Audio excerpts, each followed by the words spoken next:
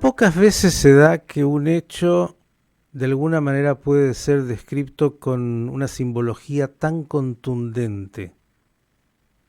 Porque más allá del crimen pasional que tiene connotaciones muy particulares en cómo se ha llevado a cabo, parecería con la organización de toda una familia, es una verdadera chanchería.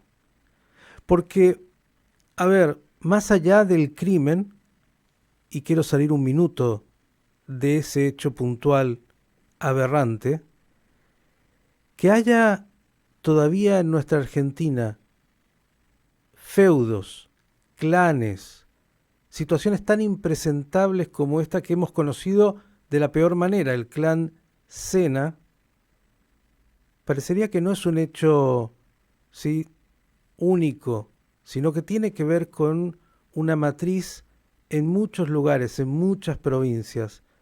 Si usted vio imágenes de Emericiano Sena y de lo que ha hecho en la provincia de Chaco y de los dineros que ha recibido, un personaje que sería un outsider, pero que es un hombre con su familia que ha desarrollado un poder enorme, uno dice, tenemos un submundo, muchas chancherías en nuestra República Argentina. Alguien que conoce de el interior del país y que podrán ayudarnos a analizar, porque, claro, hay un hecho puntual, un asesinato, después hay un hecho político, donde el gobernador Capitanich, ex jefe de gabinete, ha dicho más o menos que no tiene nada que ver con la familia Sena, pero no es así. Y mucho más. Esto se debe repetir en otras cuantas provincias. No sé qué piensa Leandro Pérez Lerea. Leandro, ¿cómo estás? Buen día. Buenos días, ¿cómo andan? Muy bien. ¿Qué nos dice usted que conoce el interior profundo? Bueno, ahí dijiste algunas cosas que no sé si son tan así, o por lo menos partiendo de lo que dijiste, me meto desde ahí. Digamos, hay un asesinato, hay un hecho policial, un crimen, con unas vetas morbosas que todavía no sabemos la mayor parte de ellas, ¿no? No Ujú. me voy a meter en el análisis policial, pero periodísticamente el policial vende mucho. Eh, Y esto es un asesinato, crimen pasional, huesos en un chancherío, eh, no sé, pertenencias quemadas que aparecen. Y entiendo que a medida que hayan pasado las elecciones y con la posibilidad de pérdida de poder de Capitanich, la justicia y la policía forense va a oler el ruido y va a empezar a avanzar. A ver, Eso yo es una quería, opinión. Leandro, salir un poquito del hecho policial porque desgraciadamente, diariamente en la Argentina tenemos crímenes de los peores con todas estas connotaciones y podríamos quedarnos, y muchos ponen el foco en el crimen. Yo quisiera un poco más allá ir, es decir, a ver, esto de los clanes, como el clan Sena, que uno desconocía hasta ahora, porque la mayoría lo desconocíamos hasta que aparece el crimen. Digo, parecería ser, incluso me recuerdo de María Soledad Morales y el caso famoso, y tanto, parecería ser algo que todavía persiste en muchas provincias de nuestro país, incluyendo que ahora que conocemos al clan Sena, hemos visto incluso imágenes de la propuesta, por llamarlo así, ideológica de este clan Sena que ha construido poder, que ha construido negocios, que ha construido dinero, pero donde el contenido ideológico es realmente impresentable. Y esto también parecería ser parte de lo que habría que analizar. A ver, vamos a hilar. La sociedad argentina en su mayoría vive en la pobreza, se puede acostumbrar a que le den de comer poca comida, a votar por una bolsa de alimentos, a no tener cloaca ni agua potable, a verle la cara al dengue todos los días, a no tener educación. Lamentablemente, la pobreza genera costumbre. Ahora hay un límite que no tiene tolerancia, que tiene que ver con el crimen, con el uso de la muerte o con la muerte como tal. Ya pasó en el caso de María Soledad Morales, era una familia ligada a la política que hasta el día de hoy sigue ligada por H o por B a la política catamarqueña. No se olviden la intervención de la provincia de Santiago del Estero, ¿se acuerdan cuando era Juárez gobernador? Por el caso de también unos huesos que aparecieron en un descampado o en un campo propiedad de uno cercano al poder. Y después me voy al caso de Chaco, pero al caso de Jujuy con Milagro Sala. Hay una diferencia entre Chaco y Chaco y Milagro Sala por un lado y los otros por el otro. Todo está relacionado con el poder, pero los dos últimos está relacionado con un financiamiento de la política, de un Estado paralelo, donde un montón de gente depende de ese ingreso y tiene su vida, entre comillas, resuelta, a cambio de plata, salud a cambio de plata, escuelas que no están habilitadas, totalmente doctrinarias, o el country de los pobres de Milagro Sala.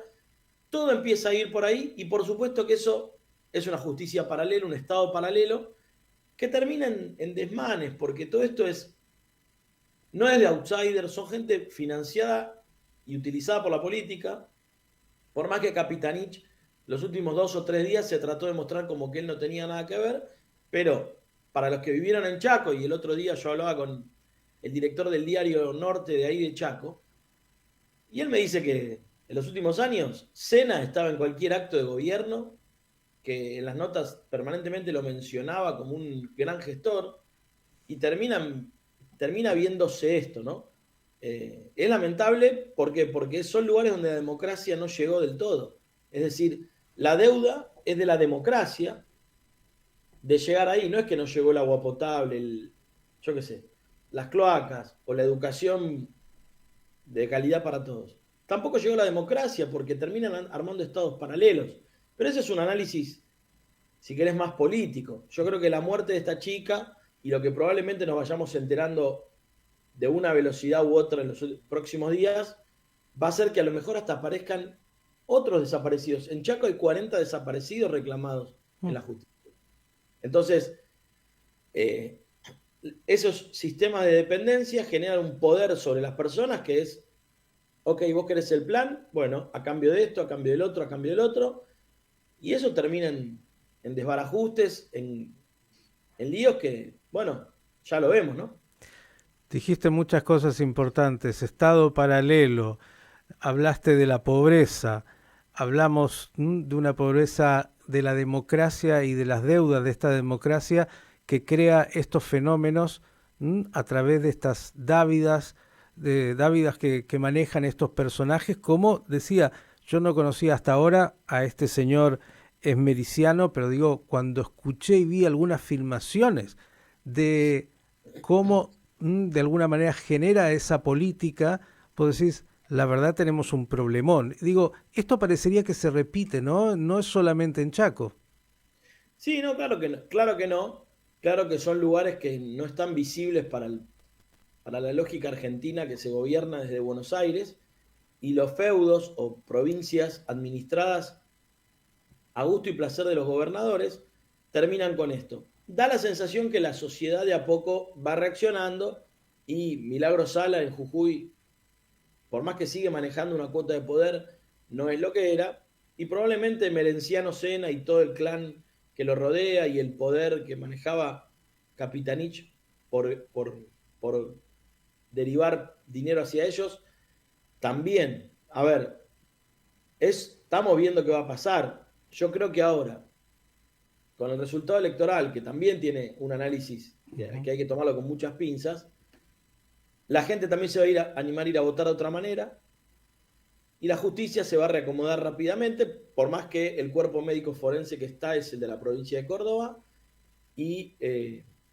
la policía de la provincia de Corrientes se ofreció a colaborar en la investigación, porque no olvidemos que estas investigaciones están manejadas por policías locales que dependen directamente del gobernador, entonces los problemas, los errores van a estar a la orden del día, pero bueno, está tan visible el caso a nivel nacional que no se puede esconder. El tema es si esto, digamos, cuántos de estos casos existen y cuántos de estos casos nos enteramos, probablemente es 1 en 1.000.000. Así es, seguramente son muchísimos más y es un tema para mirar en una fenomenología, como decía, que habla de esto, de los feudos, de la pobreza, de todavía una democracia con instituciones muy débiles en provincias donde los gobernadores terminan siendo los dueños y la política termina siendo la que esclaviza a sus ciudadanos. Leandro, estamos en una semana muy particular porque aunque es feriado extra largo, la política seguro no se ha tomado feriado ni ayer, ni hoy, ni se va a tomar estos días, cuando el sábado cierra la presentación de los candidatos, ¿eh? ¿Qué dirías frente a esto que estamos viviendo? Bueno, sin descolgarnos directamente del tema anterior, creo que el tema anterior es uno de los cisnes negros de la campaña nacional. Creo que Chaco va a ser un punto de inflexión de alguna manera, creo, una opinión muy personal, pero la forma de gerenciar la política de la pobreza a través de la política mostró su cara más horrible, más baja, más cruel, y probablemente también entre en razón eso. El análisis de la elección de Chaco ganó Juntos por el Cambio, pero el segundo más votado es el ausentismo. Así que habrá que ver qué pasa, si los que van a votar pueden modificar para un lado u otro el desarrollo electoral final de la provincia de Chaco.